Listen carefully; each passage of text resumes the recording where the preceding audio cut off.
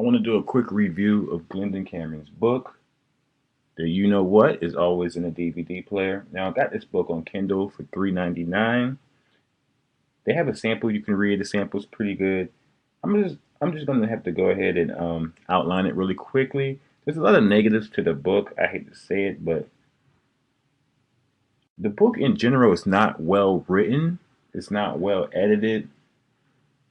It's kind of hard to read in some points. I'm trying to figure out what he's trying to tell you. It's a lot of fragments, incomplete sentences, or just run-on sentences. It's a lot of like random characters, like typos. I understand it's a self-published book and that's going to happen, but it just seemed like it wasn't. It doesn't seem like it was written by hand. The book feels like it was dictated for some reason. I don't know. Maybe it was, maybe it wasn't. It does have a conversational tone, but just the editing is really hard to get around sometimes. If you're looking for a straightforward how-to book, this is not it. This book basically talks about the you know what always being in a DVD player, and he talks a little bit too much about the you know what. Now, covering the bases on the negatives, the book is not a straightforward how-to book. It's more of like a memoir, which is still cool. That's why I bought it. But a lot of the best stories, he leaves out massive details.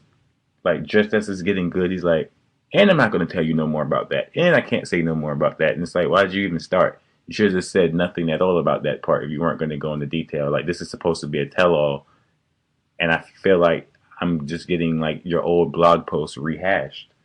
Because I used to read his blog, so the blog was more detailed than these stories actually. To keep it real, I don't want to be too negative, but I just feel like the book kind of like the way it was marketed is not what the book actually ended up being for me.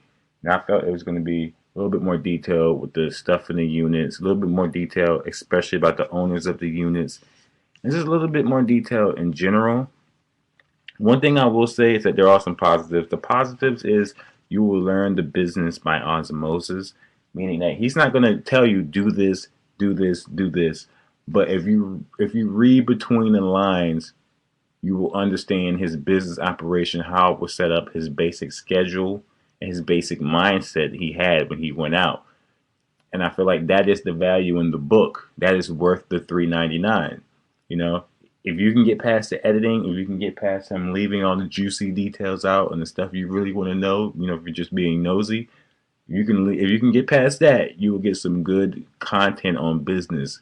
It's not going to be straightforward. You're going to have to pick it out, but I did get I did get a lot of good information from that part of the book. So all in all, if we're gonna have to give it a number, I'm feeling a 7 out of 10. I'm feeling a 7 out of 10, which is basically the editing is what really hurts the book. If the book was edited, I'd be pushing it to an 8. But for what it was, for the information I did get, it's a 7 out of 10. I wish it was a little bit more in detail about the owners of the storage unit. I wish it was a little bit more of an expose, but I understand. He chose not to do that for obvious reasons. But it's a good book. I do recommend it. The 3.99 is well worth the price. I would say copy it from Amazon. If you have a Kindle, just copy it on WhisperNet. That's what I did. And other than that, man, I'll be back with some more book reviews in the future. But stay subscribed, and I got some special stuff coming soon. Peace.